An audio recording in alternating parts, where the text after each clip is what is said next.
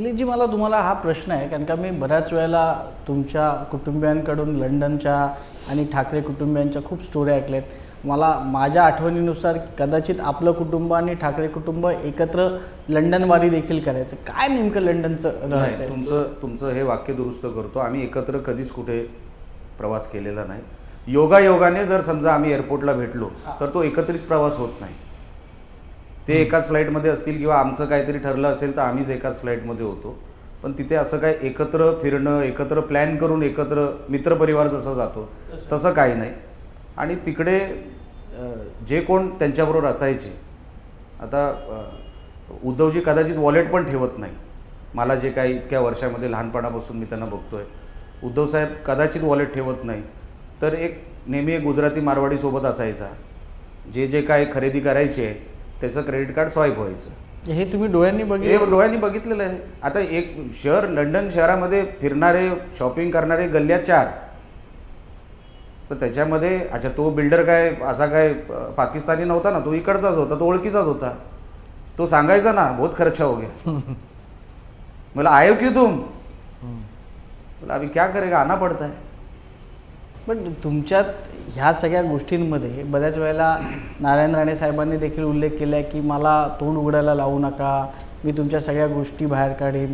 तुम्ही म्हणताय मी शेवटच्या टप्प्यात काही गोष्टी बाहेर काढणार आहेत, काही नावं बाहेर काढणार आहे. हे नेमकं गुलदस्त्यात का ठेवलं आहे तुम्ही एवढं? बघा, गुलदस्त्यात असा विषय नसतो.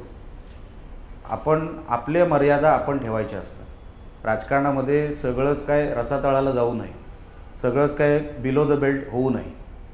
समोरच्या माणसांनी मर्यादा पाळल्या तर आम्ही मर्यादा ठेवणार. बघा, राजकारणामध्ये कोणच धुतला तांदळाचा नाही आहे. पण निलेशजी तुमच्या घरावर ते आले होते, अजून कुठल्या मर्यादा? नाही, मर्यादा म्हणजे तशा नाही म्हणत आहे. आमचं राणेसाहेबांचं, आमच्या घराचं, बाळासाहेब ठाकरेंवर जे प्रेम आहे ते शब्दांनी आम्ही सांगू शकत नाही. स्वर्गीय बाळासाहेब जे होते ते होते, आणि त्यांच्याच घरात उद्धवजी आहेत, आदित्यजी आहेत, हे सगळी लोक आहेत.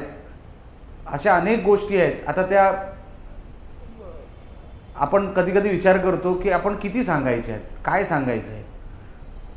आमच्या घरापर्यंत आली ही वस्तुस्थिती खरी आहे. पण तुम्हाला अजून पुढे जाऊन सांगतो, आम्ही जेव्हा सत्तेमध्ये आलो 2022 नंतर आम्हाला पण संधी मिळाली. आता मातोश्री 2 आलं आहे, बरोबर ना? ते नाव काय ठेवलं माहीत नाही, त्याला म्हणतात मातोश्री 2. आमच्याकडे पण तो FSI जो मिळाला आहे ना, तुम्ही माहिती काढा. कलानगरला एक FSI आणि त्या बिल्डिंगला एक FSI आहे. अच्छा, कितीचा FSI आहे? कितीचा नसतो, लक्षात घ्या. किती FSI मिळाला? एरिया तुम्हाला सांगतो ना, मला पूर्ण बोलू द्या. काय एक तुम्ही विचारलं तर हे कट करतायत, हे विचारलं तुम्ही कट करताय. आम्ही एक साधी तक्रारसुद्धा केलेली नाही. आमचं घर पाडायला आल्या, घरात आम्ही कोणी नव्हतो तेव्हा घरावर मोर्चा काढण्यात आला. घरात फक्त मुलं आणि लेडीज अशा असताना आम्ही तिघही पुरुष घरात नसताना घरात घुसायचा प्रयत्न झाला. जेव्हा आम्ही सत्तेत आलो, FSIचा हा नियम आमच्यासमोर कोणतरी घेऊन, आता बघा तुम्ही सत्तेत असल्यावर ना कोणतरी तुमच्याकडे येतं, साहेब ते आता तुम्ही कशी कळ काढली की तुम्ही का नाही बोलत, तसे कळ काढणारे अनेक असतात. ते येतात आमच्याकडे की साहेब बघा तुमच्या घरावर आले, तुम्ही त्यांच्या घरावर जा. साहेब बोलले नाही जाणार, कोणाच्या घरावर नाही जाणार. राजकारणामध्ये अलिखित करार असतो.